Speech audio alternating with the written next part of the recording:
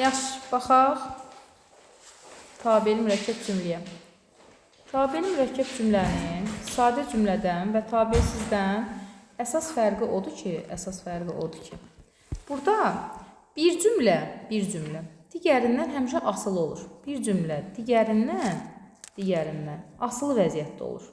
Digərindən asılı olur. İndi asılı olan tərəfə biz deyirik budaq cümlə. Və işarəsi yumrudur, dairə. Asılı olan tərəfə deyirik budaq cümlə. Asılı tərəf. Əsas olan tərəfə deyirik baş cümlə və işarəsi dörtgünçdür. Baş cümlə. Baş cümlə əvvəldə də gəlsə, budaq cümlədən sonra da gəlsə, həmişə budağı özünə tabe eləyir. Bu da nədir? Asılı edən tərəfdir. Yəni, əgər sənə testdə var idi, mən görmüşdüm hansısa variantda, bax, bu formada vermişdi. Belə vermişdi. Bu formada verirsə, işarələri səhv verir. Çünki həmişə ox işarəsi budaqdan başa çəkilməlidir. Axı, o tabi olan tərəfdir. Bu formada çəkilməlidir. Və yaxud da bu birinci gəlsə, yenə bu formada işarələr çəkilməlidir. Nəysə, burada baxırıq nəyə? Budaq cümlənin deməli neçə dənə funksiyası var? 2 dənə funksiyası var. Budaq cümlənin 2 funksiyası var. Gəl yazaq. Budaq cümlə, yəni nədən ötürüdür? Budaq cümlənin funksiyası o deməkdir ki, budaq cümlə nə işə yarayır? Budaq cümlənin funksiyası. Budaq cümlə o işə yarayır ki, baş cümlədə buraxılan üzvü bərpa eləyir. Baş cümlədə hər hansısa bir üzv buraxılır. Baş cümlədə buraxılan üzvü də budaq cümlə izah eləyir. Buraxılan üzvü izah edir. İkinci isə budaq cümlə baş cümlədə hər hansısa bir əvəzik gəlib verirlər. Həmin əvəzik qəlibə də baxaraq biz cümlənin növünü təyin edirik. Baş cümlədə olan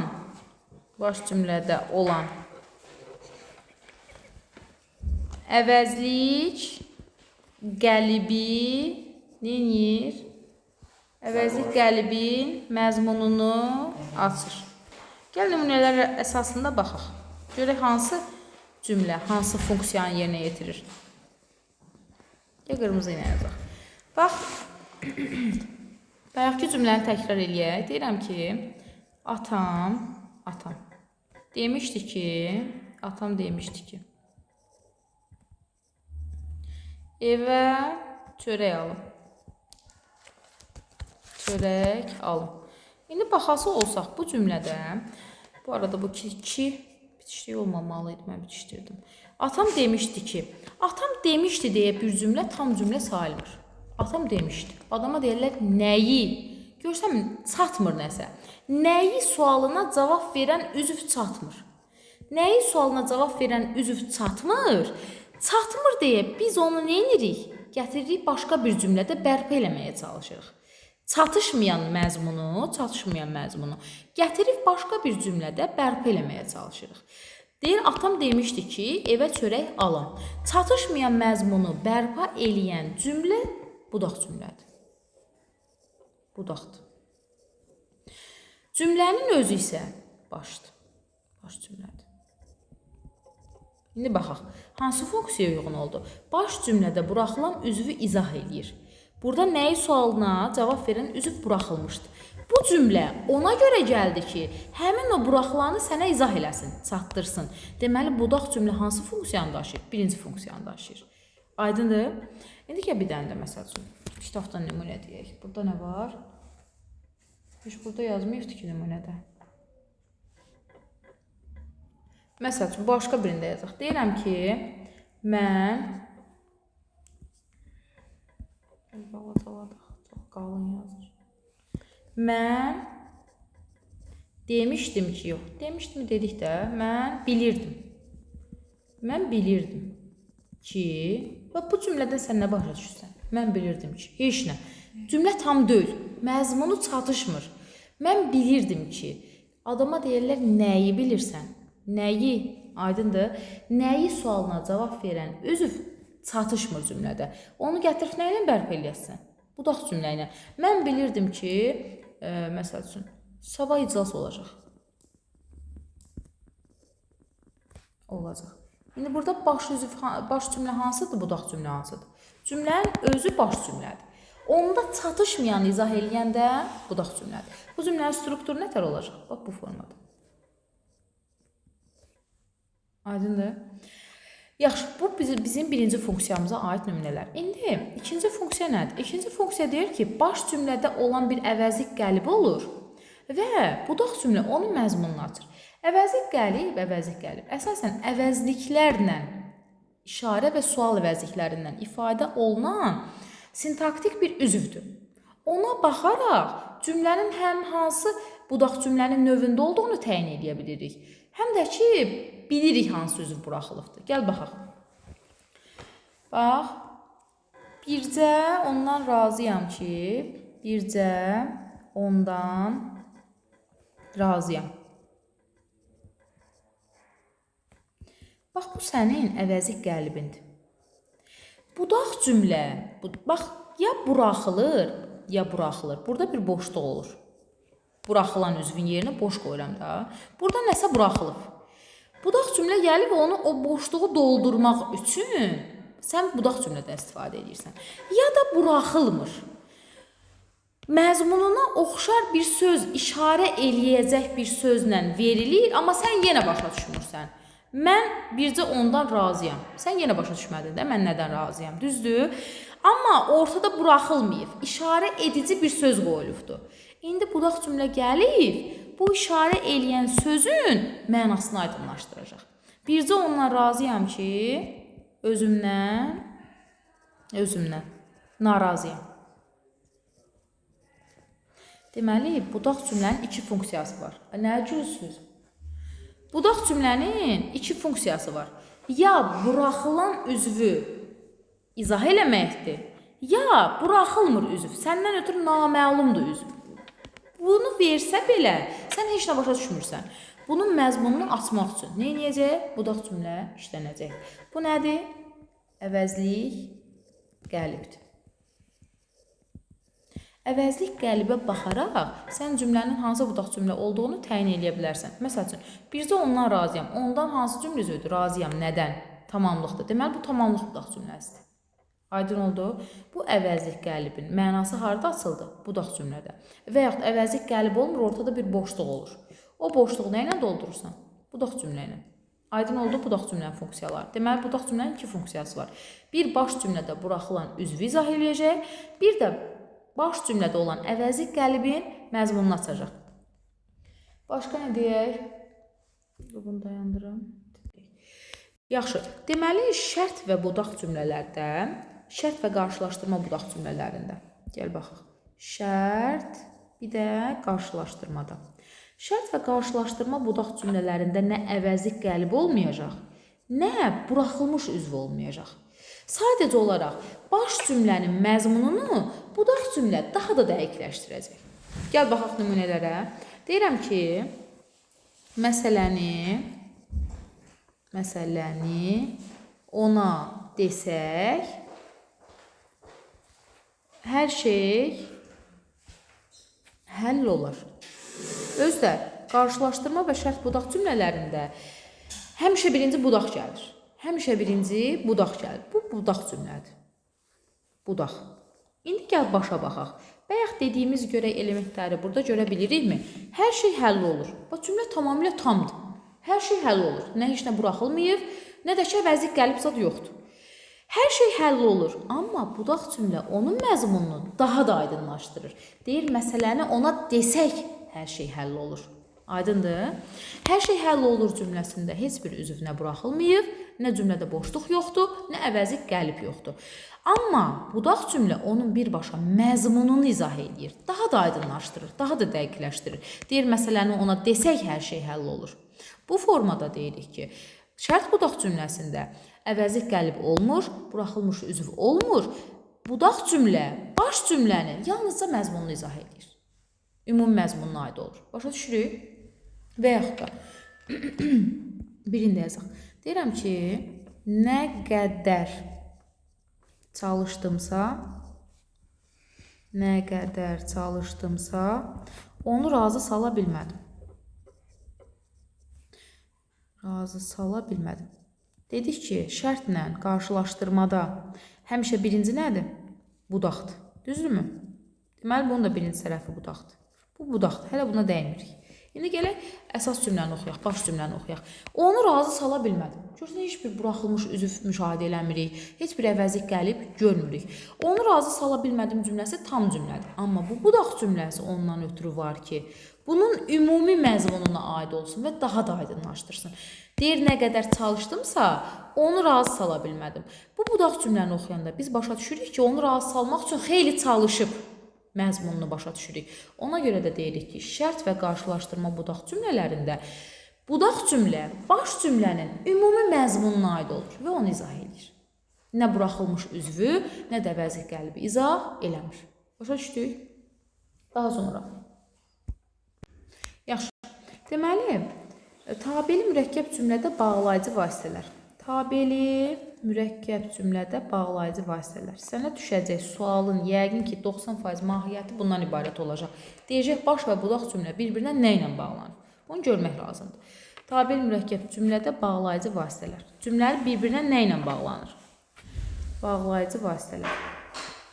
Tabelisidə bu asandı idi. Ya intonasiyaydı, ya da gördüyün hansı bağlayıcını görürdünsə odur. Məsələn, amma bağlayıcısını görürdünsə, deyirsən, qarşılaşdırma bağlayıcısına bağlanır. Heç bir bağlayıcını da görməyəndə deyirsən, intonasiya ilə bağlanır. Bunun 3-4 dənə struktur var. Tabellik bağlayıcılar, bu da təhsil intonasiya ilə bağlana bilir. Düz 4 dənə növlə bir-birinə bağlana bilir cümlələr. 4 dənə yolla. Cümlədə bağlayıcı nələr? Vasitələr. Ya baxaq birinciyə. 4 dənə növlə bağlanır, onun birincisi. Birincisi tabellik bağlayıcılarından. Bayaqdan bizim izah elədiyimiz testlərdə bir dənə cümlə işlədirdik. Tabellik bağlayıcılarına gördüyün istənilən cümlə necə cümlədir? Tabeli mürəkkəb cümlədir. Gəl baxaq. Məsəl üçün, sevinirdi ki, qardaşından məktub aldı. Və yaxud kədərlənmişdi ki, biz də bunu biraz tərsinə çevirək. Kədərlənmişdi ki, oğlundan məktub gəlir. Kədərlənmişdi ki, oğlundan məktub gəlir. Ortada hansı bağlayıcını görürsən? Ki. Düzdür. Ki bağlayıcısını görürsən. Ki nə bağlayıcısıdır? Tabelinin aydınlaşdırma. Tabellik bağlayıcılarını görürsənsə və cümlənin ortasında gəlib çıxır, deyirsən, tabellik bağlayıcılarla bağlanmış tabeli mürəkkəb cümlədir. Kədərlənmişdi ki, nə üçün? Görürsən, nə üçün sual çıxır? Niyə kədərlənmişdi? Deməli, səbəb budaq cümləsidir. Baş cümlədən çıxardacağın sual cümlənin növünü təyin edir. Kədərlənmişdi. Niyə? Səbəb budaq cümləsidir. Ki, tabellik aydınlaşdırma bağlayıcısından bağlanıbdır. Başqa nümunə deyək. Deyirəm ki, əgər səhv etmişdinsə, üzr istəyərdin. Ya üzr istə, uzatmayaq heç. Əgər səhv etmişdinsə, üzr istə. Hansı bağlayıcını görürük? Əgər şərt bağlayıcısını. Deyirsən ki, əgər şərt bağlayıcısından cümlə bir-birinə bağlanır. Ümumən, tabellik bağlayıcılarının bir dənə funksiyası var. Tabeli mürəkkəb cümləni bir-birinə bağlamaq. Tabeli mürəkkəb cümlənin tərkibində tabellik bağlayıcılarını görəndə deyəcəksən, bu bağlayıcılarla bağlanır. Onların başqa işi gücü yoxdur. Baxırıq. Səbəb və aydınlaşdırma tabellik bağlayıcıları işlənən tabeli mürəkkəb cümlələrdə əksərən baş cümlə əvvəl gəlir, budaq cümlə ikinci gəlir. Gəl baxaq, nə deməkdir bu? Mən çox narahat idim.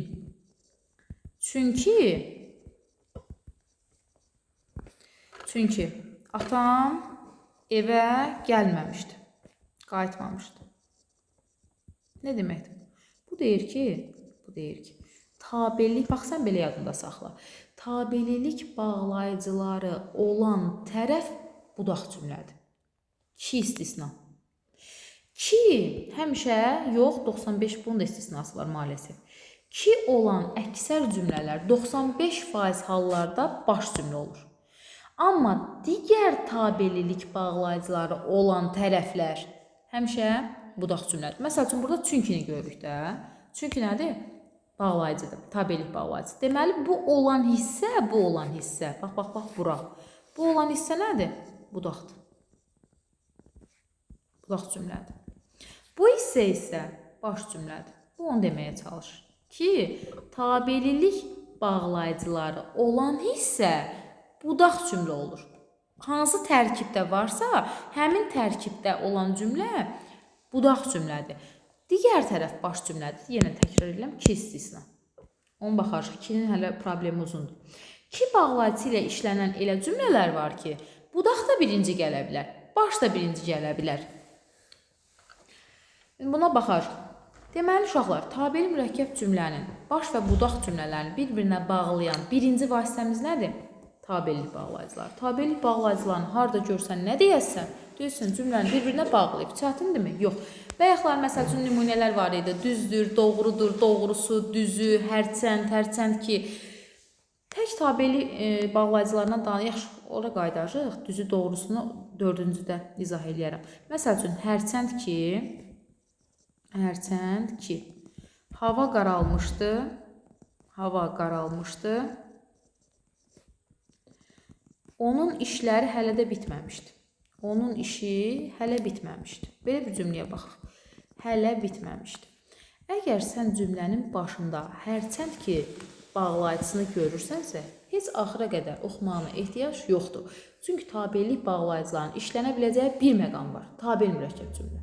Aydındır, hərçənd ki varsa, deyirsən ki, tabelik bağlayıcısından bağlanmış tabel mürəkkəb cümlədir. Növü də qarşılaşdırmadır. Başa düşdük? Çox uzadıram. Keçdik ikinci növə. Görək, ikinci bunları bir-birinə bağlayan vasitə nədir? İkinci bunları bir-birinə bağlayan vasitə bağlayıcı sözlərimizdir. Yəni, namı digər sual əvəzliklərimiz. Bağlayıcı, nətər ki, isim gəlir, mübtədə olur, adını dəyişirik.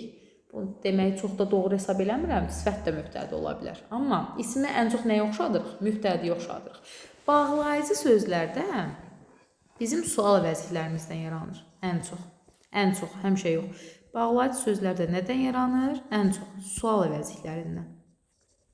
Daha doğrusu, sual əvəzliyi gəlir, baş və budaq cümləni bir-birinə bağlayır. Ona görə adını dəyişik deyirik ki, bağlayıcı söz. Gəl nümunələrə baxaq. Məsəl üçün, kim ki ona hörmət edir, özümdən quraşdırdığım cümlələr. Kim ki ona hörmət edir, qarşılığını alacaq. Bir şey də yadınıza salmaq istəyirəm. Demişdik ki, sual əvəzlikləri özünün sual funksiyasını itirir. Bir, cavab olaraq hə, yox, bəli, xeyr deyəndə, bir də bağlayıcı söz olanda. Deməli, buradakı sual əvəzlikləri funksiyasını itirmiş sual əvəzlikləridir. Yəni, sual cümləsi yaratmayacaqlar. Kim ki ona hörmət edir, qarşılığını alacaq. Gəl baxaq. Burada bağlayıcı sözün hansıdır? Kim ki ona hörmət edir, qarşılığını alacaq. Bu arada, bağlayıcı sözlərin qarşılıq sözünü əvəzlik qəlib şəklində ifadə etmək mümkün olur. Bir də yadımızda saxlayırıq ki, tabellik bağlayıcıları kimi bağlayıcı sözlər də həmişə budaq cümlədə işlənir. Bax, bu da sənin tapmaq üsullarından biridir. Bağlayıcı sözü müəyyənləşdirdin, deməli, o cümlə necə cümlədir? Budaq cümlədir. Bax, bu budaqdır. Niyə? Çünki tərkibində bağlayıcı söz var. Düzdür? Və bağlayıcı sözə qarşılıq işlədilən sözlərə isə qarşılıq söz də deyilir, əvəzlik gəlib də deyilir. Məsəl üçün, burada işlətməmişəm, gəl işlədək, bərpa eləyək. Kim ki ona hörmət edir, o qarşılığını alacaq. Kim ki bağlayıcı sözünün qarşılığı o əvəzlik qəlibidir. Əgər birinci cümlədə bağlayıcı söz varsa, ikinci cümlədə ona qarşılıq əvəzlik qəlib qoyulubdursa, həmin əvəzlik qəlibin adı qarşılıq sözdür. Başa düşdük? Əgər birinci budaq cümlə gəlibsə, budaq cümlədə bağlayıcı söz varsa, ikinci cümlə, yəni baş cümlədə ona qarşı qoyulan söz, qarşı qoyulan əvəzlik qəlib həm də qarşılıq söz adlanır. Bütün əvəzlik qəliblər qarşılıq söz deyil. Amma bütün qarşılıq sözlər əvəzlik qəlibdir. Çünki bütün əvəzlik qəliblərə biz qarşılıq verə bilmirik axı, düzdür? Qarşılığını verə bildiyimiz əvəzlik qəliblərə qarşılıq söz deyirik. Başa düşürük? Deyirəm ki, hara istəyirsən, gəl bir dənə də nümunə yazaq. Hara istəyirsən, ora get. Bəzən uşaqlar deyir ki, ay müəllim, axı istəyəndə odur, gedəndə odur, sən hara istəyirsən, ora get. Bu niyə sadə cümlə deyil? Bu əslində məntiqli sualdır. Deyir ki, ay müəllim, sən hara istəyirsən, ora get də. Bir dənə mübtəda artırıram, iki hərəkətin ikisini də eləyir. Bəs niyə olmur? Struktur imkanı vermir. Strukturda buna bax, sən bağlayıcı sözün var. Ona qarşılıq qoyulan əvəzlik qəlbin var. Bu ikisi imkan vermir ki, bu cümlə sadə cümlə olsun. Çünki tabelinin daşıyıcıları var. Aydındır nə deyirəm? Sən haranı nə qoydun? Bax, hara istəyirsən, ora get. Burada nağd yerinə nə görürsən? Sual funksiyasını itirmiş sual əvəzliyi. Sual cümləsi deyil çünki. Sual funksiyasını itirmiş sual əvəzliyi harda işlənəcək? Tabel mürəkkəb cümlədə. Bax, nağd yerindən bu struktur imkan vermir ki, sən buna sadə cümlə deyəsən. Çünki tərkibində bağlayıcı söz var. Və tərkibində buna qarşılıq olan əvəzlik qəlib və yaxud da qarşılıq söz var. Əvəzlik qəlib də deyərsən, qarşılıq söz də deyərsən, fərqi yox. Bu əvəzlik qəliblə, bu bağlayıcı sözün strukturu tabel mürəkkəb cümlədir. Nə qədər də sənin artıracağın mübtəda, iki hərəkətin ikisinə də aid olsa da sən buna sadə cümlə deyə bilmərsən. Sonra, bağlayıcı sözləri bağlayıcılarla qarışdırmaq olmaz. Bağlayıcılar biz dedik, tabellik bağlayıcılarımız hansılar idi? Səbəb bağlayıcılarımız var idi, güzəşt bağlayıcılarımız var idi, aydınlaşdırma, bir də şərt bağlayıcılarımız var idi. Bağlayıcı söz sual əvəzliyindən yaranır, funksiyasını itirmiş sual əvəzliyindən. Bağlayıcılar isə normalda keçdiyimiz bağlayıcılar. Deməli, birinci nə ilə bağlandı? Tabellik bağlayıcılarına. İkinci nə ilə bağlandı? Bağlayıcı sözlərlə. Tabellik bağlayıcılarda, bağlayıcı sözlərdə həmişə budaq cümlədə olur. Yadımızda qaldı. 2 istisna, təkrar edirəm. Sonra keçirik nəyə? Şəkilçi və ədatlarla 3-cü struktura keçirik. 3-cü strukturda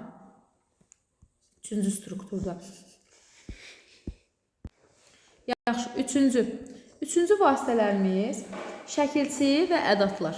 Şəkilçilərimiz və ədatlarımız.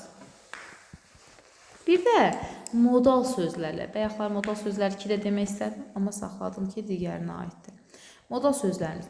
Bəzi şəkilçilərimiz, ədatlarımız və modal sözlərimiz də mürəkkəb cümlənin strukturunu bir-birinə bağlamağa kömək eləyə bilər. Bunlar hansılardır? Məsəl üçün, sasə, sa2 variantı. Sonra, sasə üstəgəl dadə. Bunu hətta tabesidə də demişdik. Sasə üstəgəl dadə strukturu. Daha sonra, sasə üstəgəl belə forması. Daha sonra, ədatı, 4 variant da cümlələri bir-birinə bağlaya bilir. Balaca olmağına baxmayın. Bir də hansı modal sözlərlə başlayan da cümlə? Düzü, doğrusu, düzdür, doğrudur. Doğrudur yazmıram. Düzdür, doğrudur. Bax, bu strukturlarda yenə tabeli mürəkkəb cümləni bir-birinə bağlaya bilər. Hərəsində də nümunə deməyə çalışaq. Məsələn, deyirəm ki, o hər şeyi bilsə, nə bilim, işimiz çətinə düşər. İşimiz çətindir, uzatmıram. İşimiz çətindir. O hər şeyi bilsə, işimiz çətindir. Qulaq as. Burada hansı strukturu görsən? 2 cümlənin ortasında görsən, sasə gəlir. Birinci struktur. Deməli, tabeli mürəkkəb cümlədir. O hər şeyi bilsə, işimiz çətinə düşər və yaxud işimiz çətindir. 2 cümlənin ortasında sən bu strukturlardan birini görürsənsə, cümlə tabeli mürəkkəb cümlədir. Və bunlarla bağlanmış tabeli mürəkkəb cümlədir. Məsələn, burada hansını gördük? Sa2 variantı təkcə. Və yaxud gəl indi ikincisini yazaq. Deyirəm ki, o məni görsə də salam vermədi. Yenə bayaq dediyimi təkrar edirəm. Məni görəndə odur, salam verməyən də odur. İki hərəkəti də bir mübtəda eləyir. Amma bu struktur sasə üstəgəl dadə sağa imkan vermir ki, deyəsən ki, bu cümlə sadədir. Çünki bu struktur tabel mürəkkəb cümlənindir. Burada səni gördün, burada sasə üstəgəl dadəni gördün. Və ya dadənin sinonimi belə də ola bilər. O məni görsə belə salam vermədi. Aydındır. Sonra başqalarına baxaq. O məni gördümü əsəbləşəcək. O məni gördümü əsəbləşəcək. Əsəbləşəcək. Səhv yazdıq. O məni gördüm əsəbləşəcək. İki cümlənin ortasında nə görürsən? Mımi ədat. Deyirsən mımi ilə bağlanan nədir? Budaq cümlədir. Sonra başlarda gələn ümumiyyətcə bir cümlə düzü, doğrusu, düzdürlə başlarsa qutardı. Tabir mürəkkəb cümlədir. Başqa cür ola bilməz. Çünki struktur odur. Yazmağıma ehtiyac yoxdur da yəqin ki. Məsəl üçün, düzü bunları bilmirdik. Gərək diqqətli olardıq. Nə qədər də hər iki xəbər bir mübtədiyə, biz mübtədasına aid olsa da struktur imkan vermir ki, sən onu sadə cümləyə götürəsən. Doğrusu, bunları bilməsək də öyrənə bilərdik. Yenə eyni şeydir, düzdür. Yəni, bunlar nədir? Üçüncü növdür. Sonra dördüncü. Əgər birinci, ikinci, üçüncülərdən, bu üç strukturlardan heç birini görmürsənsə, deməli, intonasiya ilə bağlanır. Sənin əlində olan tabeli mürəkkəb cümlədə bağlayıcı vasitələrdən tabelik bağlayıcısı yoxdursa, bağlayıcı söz yoxdursa və yaxud bu şəkilçi və ədatlardan istifadə olunmuyubdursa, deyirsən, intonasiya ilə bağlanır. Gəl baxaq. Bəs intonasiya ilə bağlandığı müəllim, mən nə bilim ki, o cümlə şeydir, tabeli mürəkkəb cümlədir və yaxud sadə cümlədir. Gəl baxaq. Yalnız intonasiya ilə. İntonasiya. Məşhur o şeirdən məşhur cümləni yazaq. El bilir, sən mənimsən. Uşaqlar deyir ki, mən nə bilim edir, bu tabesizdir, ya tabelidir. Axı, heç nə ilə bağlanmayıb, heç bir struktur yoxdur. Bağlanmayıb, sən əlavə elə. Heç nə olmaz. El bilir ki, artıracağın bağlayıcı nədir?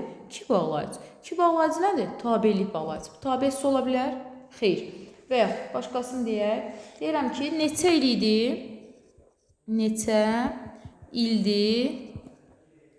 Onu görmürəm. Yenə nə artıra bilirsən? Neçə il idi ki, onu görmürəm. Yoxdur, artır. Artıracağın bağlayıcı nədirsə, indi elə cümlə olar ki, tabes mürəkkəb cümlə olar. Arasında tabeslik bağlayıcıları olur. Məsəl üçün, gəl baxaq. Mən onu gördüm. Mən onu gördüm. O mənə baxmadı. İndi bunun ortasına nə artırırsan? Mən onu gördüm, amma o mənə baxmadı. Artıracağın bağlayıcının növünə görə deyəsən ki, tabesizdir və yaxud nədir? Tabelidir. Aydındır? Baxmadı. Bura nə artırdıq? Amma. Amma nə bağlayıcısıdır? Tabesizdir. Deməli, cümlə də tabesizdir. Neçə il idi ki? Ki nədir? Artırdığın bağlayıcı. Tabeli. Deməli, tabeli mürəkkəb cümlədir. Nə ilə bağlanır? İntonasiya ilə. Bağlama vasitələrini öyrənin, ondan sonra da baş vurduq cümlənin yerini keçirir.